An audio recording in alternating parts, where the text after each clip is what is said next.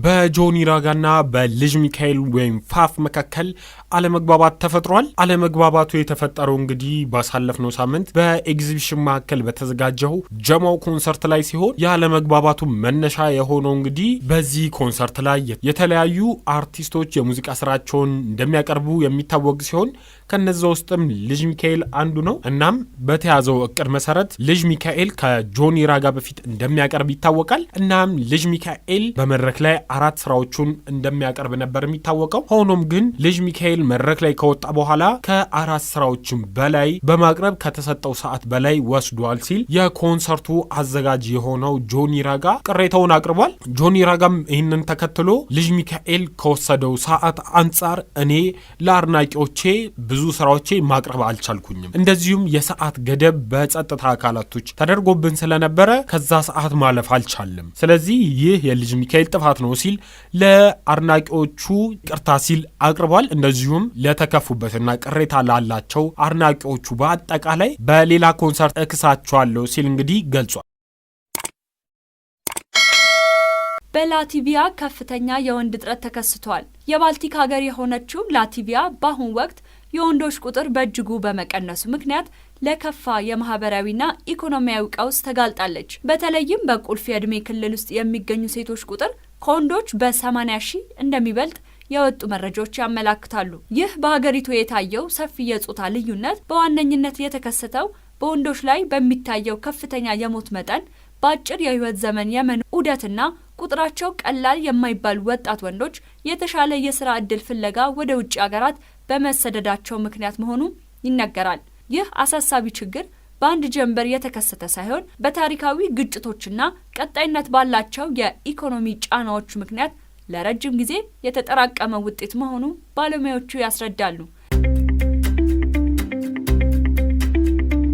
ኢትዮጵያ እንግዲህ ከአፍሪካ ሁለተኛ ደረጃ ላይ ተቀምጣለች። በምን ብላችሁ ከጠያቃችሁን እንግዲህ ተመልካቾቻችን ባሳለፍነው ወር ወደ ኢትዮጵያ የመጣው የዩቲዩብ ስትሪመር የሆነው የአይሾስፒድ ጉዞ ከፍተኛ እይታም በማግኘት ከዞረባቸው 20 ሀገራቶች ውስጥ በሁለተኛነት ደረጃ ላይ ተቀምጧል። ለወር ያክል አፍሪካን በደስታና በግርግር ሲያናውጥ የነበረው ዝነኛው አሜሪካዊ ዩቲዩበር ኮከብ አይሾስፒድ ዳዝ አፍሪካን ጉዞ እንግዲህ መጠናቀቁንም ተከትሎ ከጀመረበት አንጎላ ጀምሮ እስከ መጨረሻው ናሚቢያ ድረስ 20 የአፍሪካ ሀገራትን ተዘዋውሮ ጎብኝቷል። እንግዲህ ሀገራችን ኢትዮጵያ መምጣቱ የሚታወስ ሲሆን በዩቲዩብ ላይም ከታዩ እይታዎች መካከል በሞሮኮ በመበለጥ ሀገራችንን ኢትዮጵያን የጎበኘበት ቪዲዮ 11 ሚሊዮን እይታን በማግኘት እንግዲህ ከ20 ሀገራት ውስጥ ሁለተኛ ደረጃ ላይ መቀመጥ ችሏል። እንግዲህ ሞሮኮ አንደኛ ላይ ስትቀመጥ 15 ሚሊዮን እይታን ማግኘት ችላለች። ይህም መሆን የቻለበት ምክንያት እንግዲህ በሞሮኮ በደረሰበት ሰዓት የአፍሪካን ዋንጫ የፍጻሜ ጨዋታ ቀጥታ ስላስተላለፈም እንደሆነ ተናግሯል። ይህ የዩቲዩብ ስትሪመር እንግዲህ በማህበራዊ ሚዲያ ገጹ ላይ ለሁሉንም አመስግኖ የኢትዮጵያን ባንዲራ ከ20ዎቹ ሀገራቶች ውስጥ መካከል አንደኛ ላይ በማስቀመጥ ጉዞ አሪፍ እንደነበረ ገልጿል። ይህም በኢትዮጵያ የነበረውን ጉዞ በጣም እንደወደደው ያሳያል ሲሉ ብዙ ሰዎች እንግዲህ እየተናገሩ ይገኛሉ። እናንተስ ስለ አይሾስፒድ የኢትዮጵያ ጉብኝት ምን ትላላችሁ? ሐሳብ አስተያየታችሁን ኮሜንት ላይ ያጋ። ለአንዲት ሴት 2 ሽምግልና። ለአንዲት ወጣት ሴት የሁለት ወንዶች የሽምግልና ቡድኖች በተመሳሳይ ቀን ወላጆቿ ቤት መገኘታቸው መነጋገሪያ ሆኗል። ክስተቱ የተጀመረው ጠዋት ላይ ሲሆን የመጀመሪያው የሽምግልና ቡድን ወላጆቿ ቤት ተገኝተው ጥያቄውን አቅርበዋል። ወላጆቿም በቀረበላቸው ጥያቄ ተስማምተው ልጃችንን ሰጥተናል በማለት ቡራኪያቸውን ሰጥተዋል። እንደ ባህሉና እንደ ስርዓቱ ቤተሰብና ሽማግሌዎች በደስታ ወደ ምግብ ገበታ ቀርበው የምስራች እየተባባሉ ባሉበት ወቅት ነበር ሌላ ያልተጠበቀ ድምጽ የተሰማው። የመጀመሪያ ቡድን ገበታ ላይ እንዳለ ሁለተኛው የሽምግልና ቡድን ደጅ መቆማቸው ተሰማ። እነዚህም ሽማግሌዎች የመጡት ለዚህች ሴት ልጅ የጋብቻ ጥያቄ መሆኑ ሲታወቅ በስፍራው የነበረው ድባብ በአንድ ጊዜ ወደ ግርግር ተቀይሯል።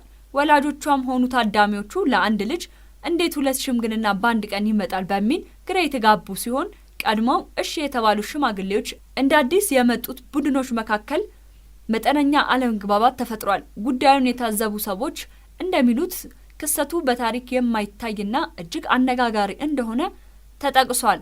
አንዳንዶቹ ልጅቷ ለሁለት ወገኖች ፍቃድ ሰጥታ ይሆን የሚል ጥያቄ ሲያነሱ፣ ሌሎቹ ደግሞ ይህ የአጋጣሚዎች ሁሉ አጋጣሚ ነው በማለት አስተያየታቸውን እየሰጡ ይገኛሉ። እናንተስ ተመልካቾቻችን እዚህ መረጃ ላይ ምን አይነት ሀሳብ አላችሁ? ሀሳብ አስተያየቶቻችሁን በኮሜንት ላይ አሳውቁ። ለሳምንት የነበሩን የመዝናኛ ዜናዎች እነዚህን ይመስሉ ነበር። አዳዲስ የመዝናኛ ዜናዎች እንዲደርሳችሁ ላይክ፣ ሼር፣ ሰብስክራይብ በማድረግ ቤተሰብ ይሁኑ።